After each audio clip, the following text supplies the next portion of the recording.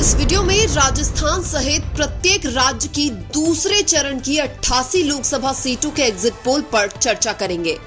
जिनमें सबसे पहले अगर बात करें महाराष्ट्र की तो यहां पर लोकसभा की कुल 48 सीटें हैं, जिनमें से दूसरे चरण में 8 सीटों पर वोटिंग हुई है, जिनमें से एनडीए के खाते में 3 सीटें जाती हुई नजर आ रही है, जबकि इंडिया के खाते में 5 सीटें जाती हुई नजर आ रही है।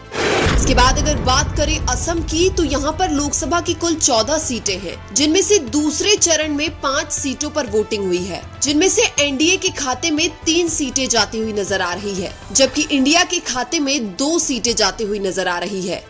इसके बाद अगर बात करें छत्तीसगढ़ की तो यहाँ पर लोकसभा की कुल 11 सीटें हैं, जिनमें से दूसरे चरण में 3 सीटों पर वोटिंग हुई है, जिनमें से एनडीए के खाते में 2 सीटें जाती हुई नजर आ रही है, जबकि इंडिया के खाते में 1 सीट जाती हुई नजर आ रही है।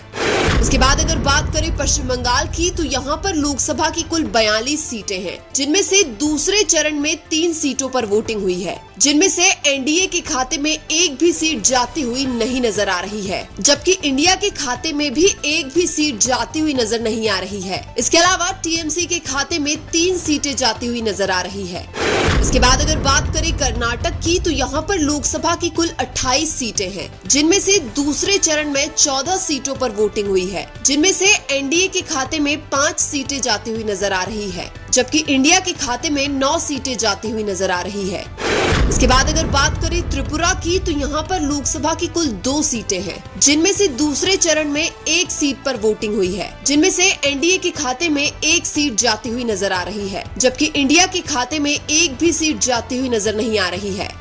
इसके बाद अगर बात करें मध्य प्रदेश की तो यहाँ पर लोकसभा की कुल 29 सीटें हैं, जिनमें से दूसरे चरण में 6 सीटों पर वोटिंग हुई है, जिनमें से एनडीए के खाते में 5 सीटें जाती हुई नजर आ रही है, जबकि इंडिया के खाते में 1 सीट जाती हुई नजर आ रही है। इसके बाद अगर बात करें बिहार की तो यहाँ पर लोकसभा की कुल 40 सीटें हैं, जिनमें से दूसरे चरण में 5 सीटों पर वोटिंग हुई है, जिनमें से एनडीए के खाते में 1 सीट जाती हुई नजर आ रही है, जबकि इंडिया के खाते में 4 सीटें जाती हुई नजर आ रही है।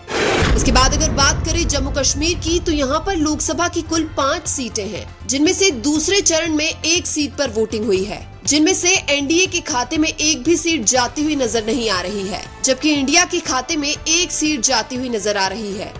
इसके बाद अगर बात करें केरल की तो यहाँ पर लोकसभा की कुल 20 सीटें हैं, जिनमें से दूसरे चरण में 20 ही सीटों पर वोटिंग हुई है, जिनमें से एनडीए के खाते में 1 भी सीट जाती हुई नजर नहीं आ रही है, जबकि इंडिया के खाते में 20 सीटें जाती हुई नजर आ रही है।